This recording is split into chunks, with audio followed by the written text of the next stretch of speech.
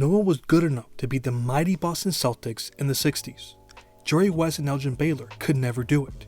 Wilt Chamberlain tried and tried until he finally conquered the beast when he joined a legitimate squad in Philadelphia. But there was one player who was good enough to take on this team full of Hall of Fame legends by himself. That was Oscar Robertson. This occurred in the 1963 Eastern Division Finals.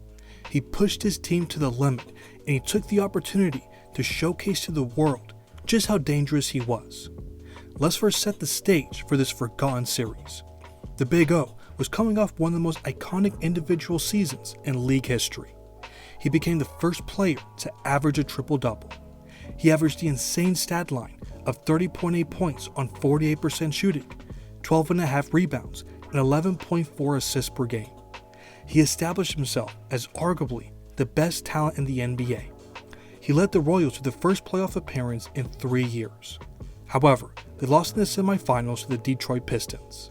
In the 1962-63 season, Oscar made a more conscious effort to shoot less and get his teammates more involved.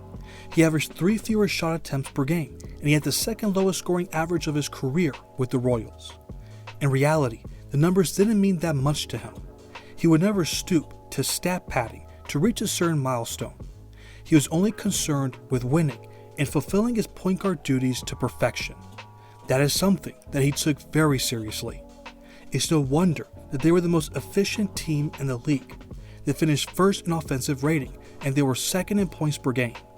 But don't get it confused, he still posted all-time great numbers. He averaged 28.3 points on 52% shooting, 10.4 rebounds, and 9.5 assists per game. This is the most efficient season of his career.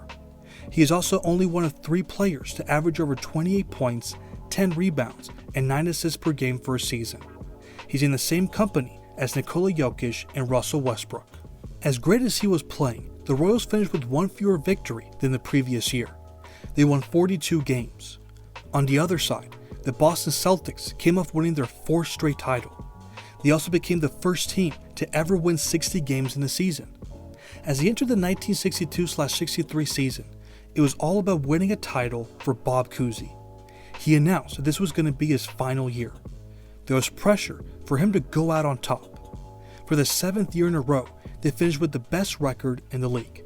They had 58 wins, 16 more than the Royals. On top of that, they had the MVP of the NBA, Bill Russell. He led the Celtics to another historic defensive season. He was responsible for Boston containing their opponents to under 100 points 18 times. Keep in mind that the league average in points was 115.3.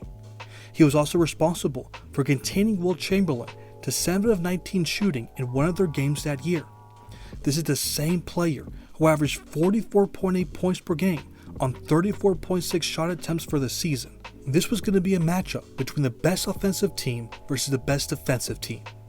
After the Royals defeated the Syracuse Nationals in a competitive 5-game series, no one was expecting the Royals to eliminate the Celtics. They simply weren't deep enough to pull off such an upset. But in Game 1, Oscar Robertson was determined to send a message. They were here, and they were gonna be a problem. He had the greatest game of his playoff career.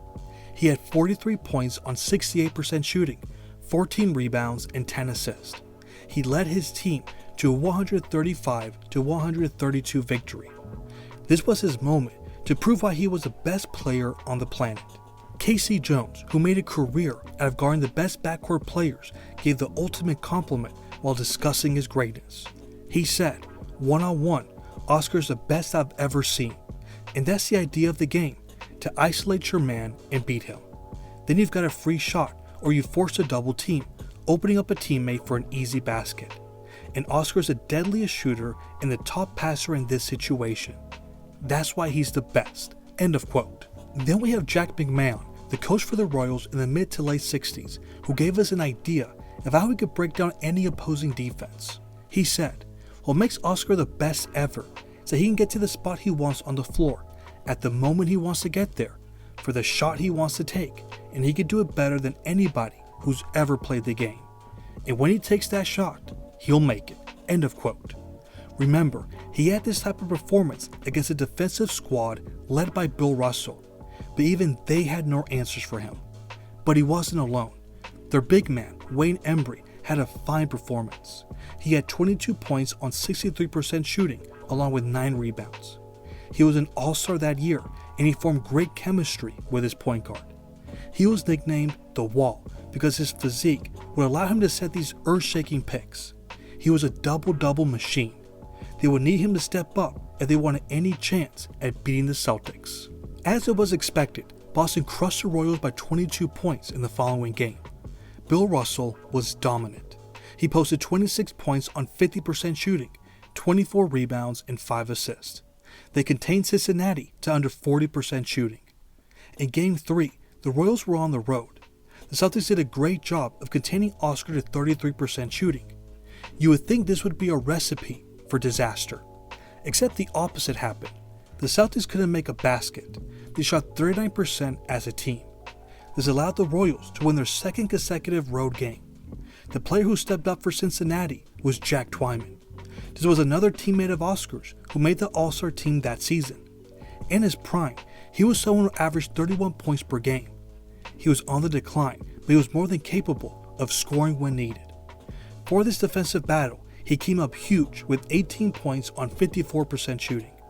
This was another player who was going to have to turn back the clock if they wanted to pull off the upset. The Celtics started to feel the pressure and they took control of the series.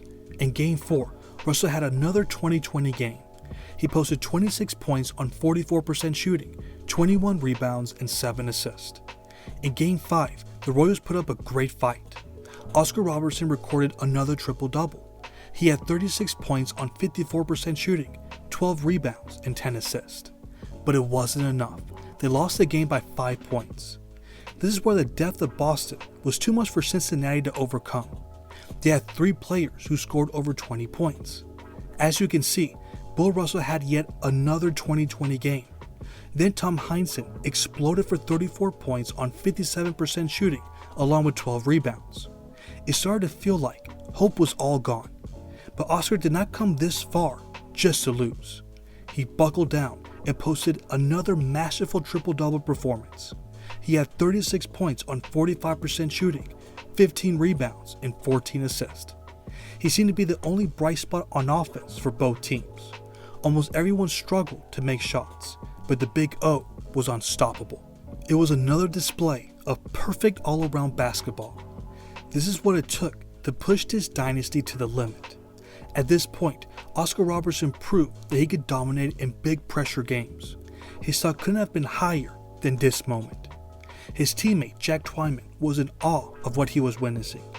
He once mentioned this for an article that was calling him the best player of all time. Oscar has mastered every facet of the game, is universally acknowledged, but Oscar does more. Oscar moves the ball and he makes everybody else move with him. If you move without the ball and get free for your shot, even for an instant, Oscar will get the ball to you.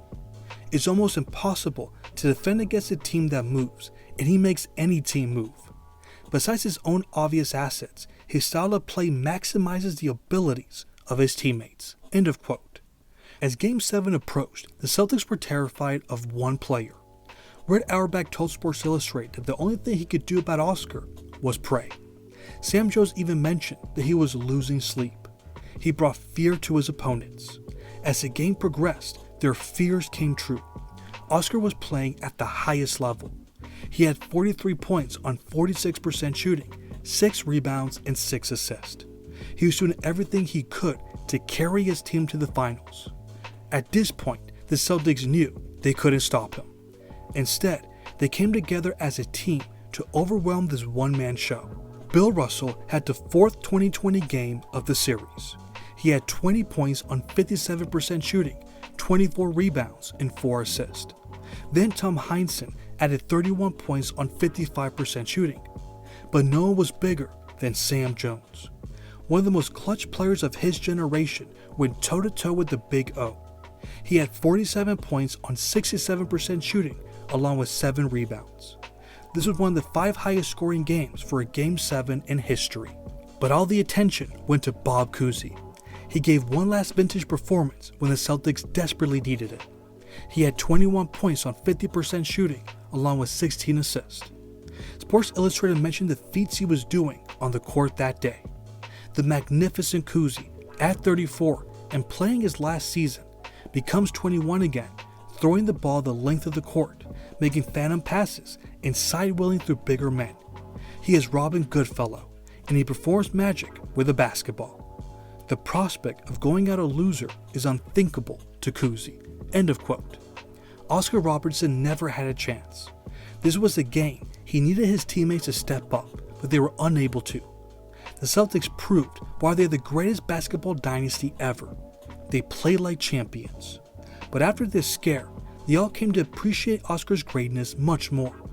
For the series, he averaged 33.4 points on 49% shooting, 12.4 rebounds, and 8.6 assists per game. To put this in perspective, he produced 42% of the team's points for the series. This is if we also include the assists he recorded. You couldn't blame him for this defeat. He played them as tough as any player could. If anything, it should remind us how dominant he was in the toughest era of basketball of the pre-merger. But what about you all? What other details do you remember from this series?